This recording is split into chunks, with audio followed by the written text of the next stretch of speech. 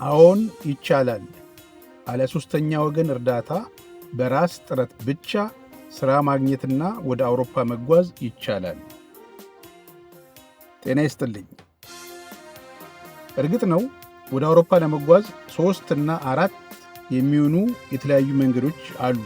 ቢያንስ አንደኛው በጣም አደገኛውና የማይመከረው በሕይወት የመትረፍ ዕድሉም ራሱ ከዜሮ በታች የሆነበት ከሱዳን በረሃዎች፣ ከሊቢያ ወንበዴዎችና ከሜዲትራኒያን ባህር ሻርኮች ጋር ተታግሎ ለመግባት የሚኬድበት መንገድ ነው። ሁለተኛው ብዙዎችን ለመጭበርበርና ገንዘባቸውን ለመበላት የሚዳርገው የስኬት ዕድሉ ከ10% በታች የሆነበት የኤጀንሲ የድለላ መንገድ ነው። የዚህ አይነት ኤጀንሲዎች በአዲስ አበባና በዱባይ ጎዳናዎች ላይ በብዛት ይገኛሉ።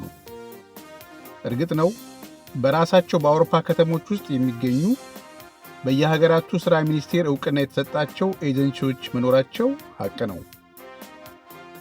ሦስተኛው መንገድ በቀጥታ ከቀጣሪ ካምፓኒዎችና ፋብሪካዎች ጋር ክፍት የሥራ ቦታ ማስታወቂያ ሲወጣ ጠብቆ በመጻጻፍ የሚገኘው ዕድል ነው። ይህም በየሀገራቱ ያሉ ዋና ዋና የውጭ ሀገር ሠራተኛ ቀጣሪ ድርጅቶችን ከድረገጽ ወይንም እዚያው ሀገር በሚገኝ ዘመድ አዝማድ ወዳጅ በኩል ማጣራትና መከታተል ይቻላል።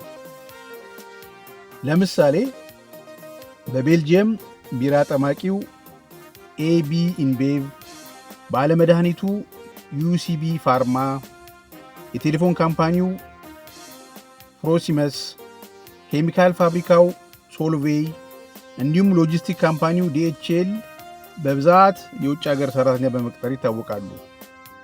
ለምሳሌ በዴንማርክ ባለመርከቡ ሜርስክ ግሩፕ፣ ባለመድኃኒቱ ኖቮ ኖርዲስክ፣ የታዳሽ ኃይል አምራቹ ቬስታስ ዊንድ ሲስተምስ፣ አሻንጉሊት አምራቹ ሌጎ ግሩፕ በብዛት የውጭ ዜጎች በመቅጠር ይታወቃሉ።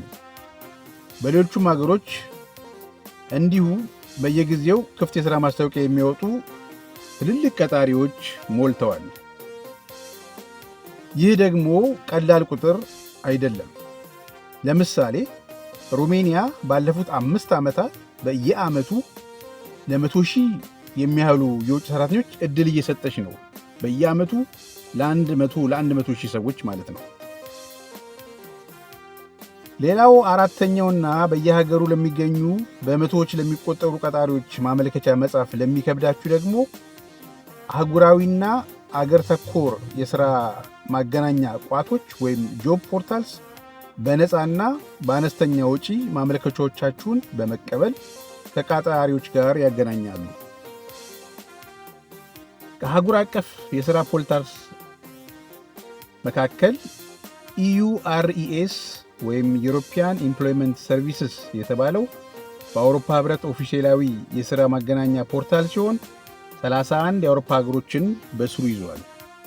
ሌሎች እንደ euJobs.com፣ europajobs.com እና openingshub.com አህጉር አቀፍ የሥራ ማገናኛ ቋቶች ናቸው። የየሀገራቱን የሥራ ፖርታልስ ከፈለግን ደግሞ በእያንዳንዱ ሀገር ፓርቲኩላር ሊገብተን ማለት ነው። ለምሳሌ በዴንማርክ ጆብኔት የታወቀ ነው። በቤልጅየም ቪዲኤቢ.ቢኢ እንዲሁም አክቲሪስ.ብራሰልስ የታወቁ ናቸው።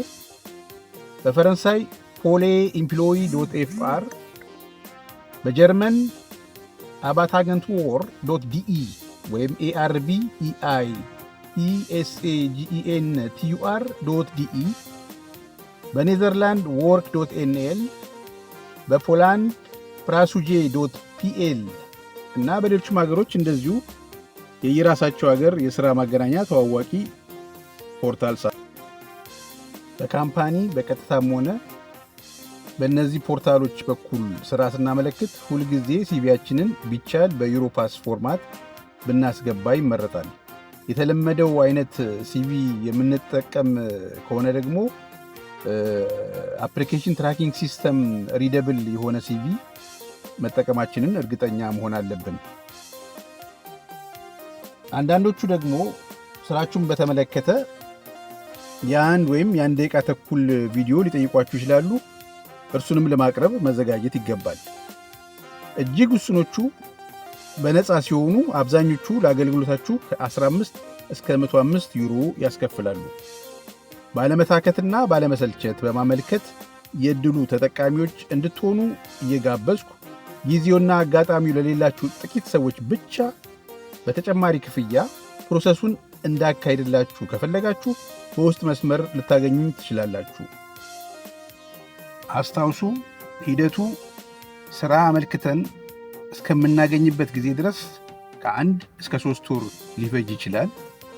አንዴ ሥራውን ካገኘን በኋላ ደግሞ ጆብ ኦፈር ወረቀቱን ይዘን ቀጣሪያችን ከአገሩ ኢሚግሬሽን የሥራ ፈቃድ እስከሚያወጣ እንደ አገሩ ሁኔታ ከ40 ቀን እስከ 120 ቀናት ሊፈጅ ይችላል።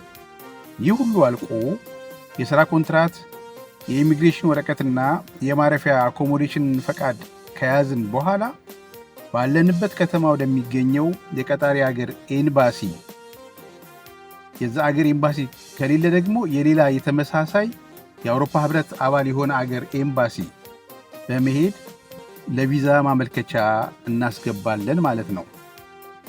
ስለዚህ ሂደቱ ከ1 እስከ 6 ወር ሊፈጅ እንደሚችል ታሳቢ በማድረግ በትዕግስትና በትጋት ማካሄድና መከታተል ይጠይቃል ማለት ነው።